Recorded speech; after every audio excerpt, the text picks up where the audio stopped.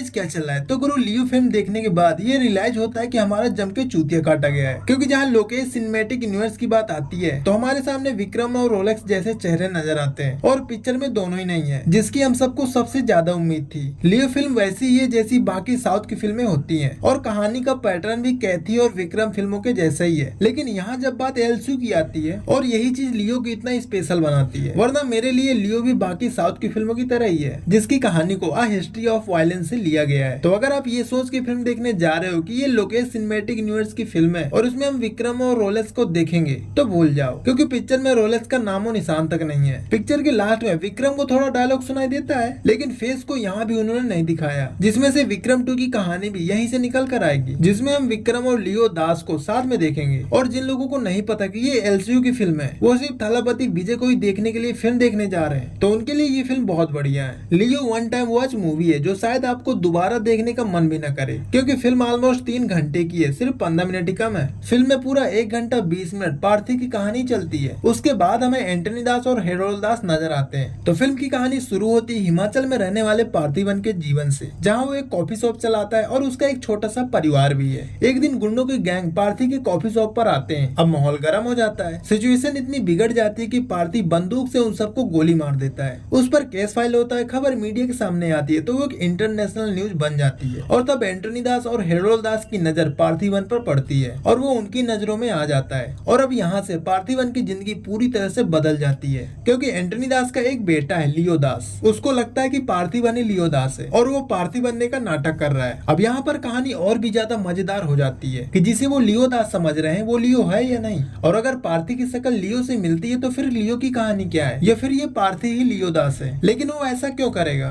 बस अब कहानी के मजा यही है, जिसके लिए आपको ये फिल्म देखना पड़ेगा, वो भी ध्यान से, क्योंकि अगर आपने आंखें भी झपकाई ना तो पता नहीं पिक्चर का कौन सा इंपॉर्टेंट पार्ट आप मिस कर दो। कहानी का एक और इंटरेस्टिंग मजेदार और दमदार कैरेक्टर है हेरोल्ड दास, जो एंटनी दास का भाई है और लियो दास का चाचा है। वो कैरेक्टर भी मुझे काफी जबरदस्त लगा। आप जब फिल्म देखोगे तो समझ आएगा कि कहानी का मेन पॉइंट क्या है। अब बात करते हैं पिक्चर में क्या बढ़िया है क्या नहीं। अगर मैं अपने हिसाब से बोलूं तो मुझे लियो की कहानी थोड़ी कमजोर लगी, क्योंकि जरा आप सोचो कि इतने बड़े स्टार को पिक्चर में दिखाया गया है और कहानी वैसी है जैसा हमेशा से साउथ की फिल्मों में दिखाते आ रहे हैं। आप जब फिल्म देखोगे तो आपको रियलाइज होगा कि ये कहानी कहीं तो देखी है। उसके बाद सबसे बड़ी प्रॉब्लम होती है विजय के डायलॉग सुनने और महसूस करने में, क्योंकि लियो के कैरेक्टर से उसकी आवाज का कोई मैच ही नहीं है। ऐसा लगता है कोई बूढ़ा इंसान बोल रहा है। और सबसे ज्यादा मुश्किल होती है इसके गाने को झेलना, वो तो मुझे एक भी सही नहीं लगे। एक और चीज, पिक्चर में जो एक्शन सीक्वेंस है उनको काफी लंबा खींचा गया है। कहानी से ज्यादा पिक्चर में एक्शन का ज्यादा ध्यान दिया गया है, क्योंकि जैसे ही आप कहानी से बोर होने लगते हो वैसे ही कोई ना कोई एक्शन सीन आ जाता है। मुझे वो हाइना वाला सीन काफी सही लगा।